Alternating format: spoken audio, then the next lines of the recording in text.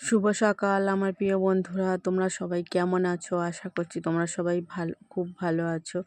দাদরামারা ছোট্ট একটা গ্রাম থেকে আমি পূজা তোমাদেরকে জানাই আমার পূজার ব্লগ চ্যানেলে অনেক অনেক স্বাগত আর অনেক অনেক ভালোবাসা। আজকে সকাল থেকে না ভীষণ গরম, আর আকাশটা দেখো খুব সুন্দর না, নীল আকাশ, হাসা হাসা রোদ উঠেছে। এই হাসা হাসা রোদের ভিতরে হয়তো বৃষ্টি আসতে পারে। তো সকালবেলা আমার কাজকর্ম আমি সেরে নিয়ে এসেছি, আর বড়মশাই ওদিকে ফুচকার আটা মাখছে। আমি দেখো এসে আগে ঘরের কাজগুলো সেরে দোকানটা খুলে ফেললাম। তারপর কিন্তু চোখে মুখে জল দিয়ে দোকানটা খুলেছিলাম, ব্রাশটা আর করা হয়নি। তুই একটা কাস্টমার সামলে আর আমি এখানে দেখো ব্রাশটা করে নিচ্ছি। তো এখন বেজে গিয়েছে 8টা, রাজস্বী এখনও ঘুমাচ্ছে। আর বরমশাইয়ের এখন আজকে ফুচকার আটা মাখতে ভীষণ দেরি হয়ে গিয়েছে। আর খুব সুন্দর একটা রোদ। আমি দেখো দুদিন ধরে আমি সকালবেলা হাঁটতে যেতে পারিনি, কারণ দেরি হয়ে যাচ্ছে এর জন্য। তো কাল থেকে অবশ্যই হাঁটাটা আবার শুরু করব। তো এখানে দেখো আমি মুখটা ধুয়ে নিতে গিয়েছিলাম। তো তারপর একটা কাস্টমার এসেছিল, তাকে সামলে তো কিছুক্ষণ দোকানে ওয়েট করছিলাম। তারপর দেখো বরমশাই বাজার থেকে চলে এসছে, মানে দোকানে কিছু মাল আনতে গিয়েছিল, শেষ হয়ে গিয়েছিল। আর আজকে হলো শ্রাবণ মাসের শনিবার, মানে প্রথম শনিবার। আজকে হলো বড় বাবার উপোস, আর সাথে সাথে পড়েছে বিপত্তারিণীর বার, মানে বিপত্তারিণীর উপোস। আমি এই দুটো উপোসই করতাম। তো যেহেতু আমাদের করতে নেই, কালা ছুঁচো আছে, এর জন্য আমি কিন্তু বিপত্তারিণীর উপোসও করতে পারলাম না, আর বড় বাবার উপোসটাও করতে পারলাম না। কিন্তু এবার যতই কালাচুচু হোক না কেন, কিন্তু এইবার ফেলতে নেই। তো যেহেতু আজকে বিপত্তারিণী পুজো, তো ভাবলাম আজকের আর ভাত খাবো না। আজকের জন্য আমি মানে অন্য কিছু করব, এখনও ভাবা হয়নি। কাল রাতে ভেবে রেখেছিলাম মানে ঘুগনি বানাবো, তার জন্য মটরটা আমি ভিজিয়ে রেখেছিলাম। আর কাঠ ছিল না, জানো তো, বরমশাই কালকে কাঠ এনেছিল তো ফুচকার আলু সিদ্ধ করার জন্য। আর আমি তার থেকে কিছু কাঠ নিয়েছি। আর কাঠগুলো না মানে মোটা মোটা কাঠ, তো এভাবে জ্বালানো যাবে না, যেহেতু ছোট উনুন। তো ছোট ছোট করে কাঠগুলো কিন্তু কেটে নিতে হবে, তাই আমি দেখো কাঠগুলো কেটে নিচ্ছি। আর এখন যেহেতু বর্ষার সময়, মানে শুকনো কাঠ একদমই পাওয়া যাবে না, যা কাঠ ছিল সব বিক্রি হয়ে গিয়েছে। এখানে দেখো এত মোটা মোটা কাঠ, এটা মানে কি কাঠ জানি না। তো কাঠটা না ভেতরে না ভিজে ভিজে, মানে কাঁচা কাঁচা। এই কাঠগুলো সরু সরু করে কেটে মানে 2-1 দিন রোদ খাওয়ালেই কিন্তু কাঠগুলো কাটা যায়। তো আমি অনেকক্ষণ দিয়ে কাঠগুলো কেটেছি, প্রায় আধ ঘন্টা ধরে। তো অনেক কাঠ কষ্ট করে কাঠগুলো কাটার পর 10 কিলো কাঠ, মানে যে কাঠটা আমি এনেছিলাম 10 কিলো, সেই কাঠগুলো সমস্ত কাঠ কিন্তু আমি কেটে নিয়েছি, মানে সরু সরু করে কেটে নিয়েছি। তো এই কাঠগুলো আমার 3 থেকে 4 দিনে রান্না হয়ে যাবে, যেহেতু আমার অল্প অল্প রান্না। তো দেখতে পাচ্ছ কত কষ্ট করে মানে কাঠটা কাটছি, কিছুতেই কাটা যাচ্ছে না, এত কাঠটা শক্ত। তারপর দেখো আমার বড়মশাই এসে বলছে আমার কাছে দে, আমি কেটে দিই। তো দেখো লাস্টে একটুখানি বাকি ছিল, ওই টোকা কেটে দিয়ে দেখো আবার দোকানের ভেতর চলে গেল। আর অনেকটা ফুচকার আটাও মাখানো আছে, তো কিন্তু ফুচকা ভাজতে কিন্তু চলে যাবে। আজকে মেয়েকে স্কুলে পাঠায়নি, তো কারণ আজকের কাজ ছিল, এর জন্য বরমশাই আজকে আর দিতে যেতে পারেনি।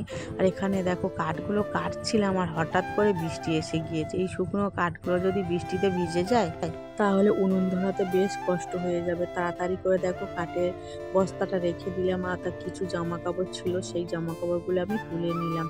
আর দেখো এই সামনেটা নোংরা হয়ে গিয়েছে কাঠের ধুলো পড়ে, সেটাও পরিষ্কার করে ঝাঁট দিয়ে সরিয়ে দিয়েছি। তারপর দেখো উনুনটা আমি ধরিয়ে নিয়েছি। তো এই কাঠগুলো কিছুতেই ধরতে চাইছিল না, বেশ অনেকগুলো প্লাস্টিক দিয়ে ধরিয়েছি। দোকানে যে ওই যে খাবার দাবারের প্লাস্টিকগুলো আনা হয়, সেই প্লাস্টিকগুলো বস্তার মধ্যে করে রেখে দিই উনুন ধরানোর জন্য। আর এটা কিন্তু অন্য সময় হলে কিন্তু এমনি বাইরে কিন্তু ফেলে মানে পুড়িয়ে দেওয়া হয়। এখানে দেখো দুরকমভাবে আমি আলু কেটে রেখেছি। কারণটা কি বলো তো? কারণটা হলো দুরকমভাবে আলু কাটার জন্য, মানে রাজস্বী আমার মেয়ে বলেছে যে আলুর দম খাবার জন্য, আর আমি একটু ঘুগনি বানানোর জন্য আমি ছোটো ছোটো করে আলু কেটে নিয়েছি। এখানে দেখো ওই 750 গ্রাম ময়দা নিয়েছি, তার মধ্যে দেখো একটু দিয়েছি সুজি, আর টক দই ছিল ফ্রিজে, এখনও আমার অনেকগুলো টক দই আছে ফ্রিজের মধ্যে, কারণ আমি টক দইটা আগে অনেক খেতাম, এখন আর টক দইটা খাচ্ছি না ওষুধ খাওয়ার জন্য, যেহেতু টক দইটা তো অনেকটা টক আর আমি ওই জন্য খাইনি। তো যাই হোক, এখানে দেখো আমি ময়দার মধ্যে আমি কিছুটা তেল দিয়ে দিয়েছি। তো সেই দেখো ময়দাটা আমি ভালো করে মাখিয়ে নেব। তারপর দেখো ভালো করে মাখানোর পর জল দিয়ে আমি যেমন ময়দা মাখাই তো সেইভাবে ময়দাটা আমি মাখিয়ে নিচ্ছি। আমি কিন্তু মটরটা প্রেসার কুকারে দিতে পারতাম, তো প্রেসার কুকারে মটর দিলে মটরটা বেশ গলে যায় আর সেই ঘুগনিটা কিন্তু একদম ডাল ডাল মতন খেতে লাগে। তো সবাই তো সব রকম খাবার খেতে পছন্দ হয় না, তো মটরটা মানে সিদ্ধ হয়ে যাবে কিন্তু গোটা গোটা থাকবে, সেই ঘুগনিটা কিন্তু খেতে বেশ ভালো লাগে। এখানে দেখো আলুটা সিদ্ধ হয়ে গিয়েছে, মটরটা এখনো বাকি আছে। তো এই আলুগুলো তুলে নেওয়ার পর তারপরে কিন্তু আমি ঘুগনির আলুগুলো দিয়ে দেবো। তো ভাত রান্না করার থেকে এই লুচি পরোটা রুটি এই রান্না করা কিন্তু বেশ ঝামেলা, সকাল থেকে এই কাজটাই নিয়েই পড়ে আছি, আর অন্য কোনো কাজ হয়নি। একবার দোকান সামলাচ্ছি, একবার মানে রান্না করছি, একবার ময়দা মাখাচ্ছি, এইভাবেই কিন্তু কিছু কেটে যাচ্ছে সময়টা। বরমশাই চলে গিয়েছে ওই ফুচকা ভাজার জন্য, তো দেখা যাক কি হয়, যদি বৃষ্টি এসে যায় তো যেতে পারবে না। তো সকালবেলা আমি ছোলাটা ভিজিয়ে রেখে দিয়েছি, আর এখানে দেখো ঘুগনির আলুটাও আমি দিয়ে দিয়েছি, তারপর কিছুটা জল দিয়ে আবারও আমি সিদ্ধ করতে দেবো। এখানে দেখো দু একটা উনুনের মধ্যে কাঠ দিয়ে থালা চাপা দিয়ে এবার একজন কাস্টমার এসছে, তো ডাকাডাকি করছে, আবার দেখো আমি দোকানের ভেতর চলে যাচ্ছি। তো এখানে দেখো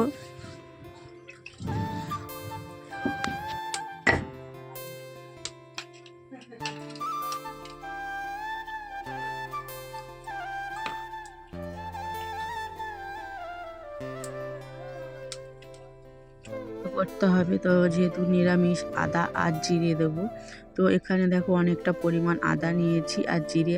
তো আমার মিক্সচার মেশিন আছে, তো মিক্সচারে আমি বেটে নিতে পারতাম, কারণ কি বলো তো মিক্সচার মেশিনে যে ছোট যে কৌটোটা হয় সেই কৌটোটা না, যে রবারটা হয় সেই রবারটা না কেটে গিয়েছে।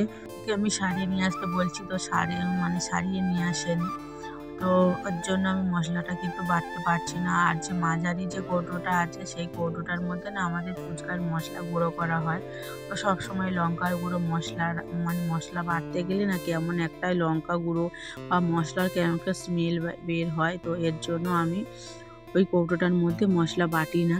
তো আমার ছোট কৌটোটার মধ্যে বাটতাম, যেহেতু আমি অল্প মশলা, বেশি বড় কিন্তু কৌটোটা লাগতো না। তো দেখা যাক ওটা যদি সারানো যায়, নইলে কিন্তু আমার অনলাইন থেকে আবার একটা কিনে নিতে হবে। তো এখানে দেখো মশলাটা আমার বাটা কমপ্লিট হয়ে গিয়েছে, তারপর কড়া বসিয়ে দিয়েছি, বেশ খানিকটা তেল দিয়েছি। তো এটা আলুর দম করার জন্য, তো রাজস্বীর জন্য দেখো আলুর দমটা আমি করে নিচ্ছি।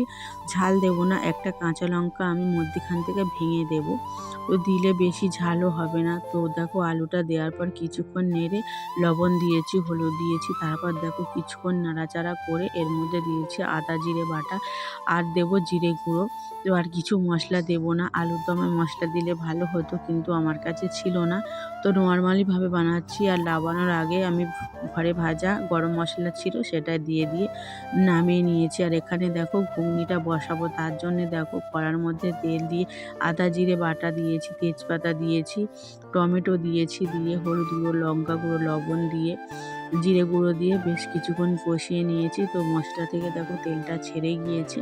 এখন দেখো এদিকে মটর আর আলুটা বেশ ভালো করে সিদ্ধ হয়ে আছে, তো চুবড়ির মধ্যে আমি জলটা ঝরাতে দিয়েছিলাম, তো সেটা দেখো আমি মশলার মধ্যে দিয়ে বেশ খানিকটা কষিয়ে নেবো। আর কষাতেই আলু আর মটরটা ভালোভাবেই গলে যাবে, তারপর আমি অল্পটা জল দিয়ে কিছুক্ষণ ফুটিয়ে নিলেই ঘুগনিটা হয়ে যাবে। আর ভাজা জিরে গরম মশলা আমি আগে থাকতে ভেজে রেখে দিয়েছি কৌটো করে, সেই গরম মশলা আর ভাজা জিরেটা ওপর থেকে ছড়িয়ে দিলে ঘুগনিটা একদম রেডি হয়ে যাবে।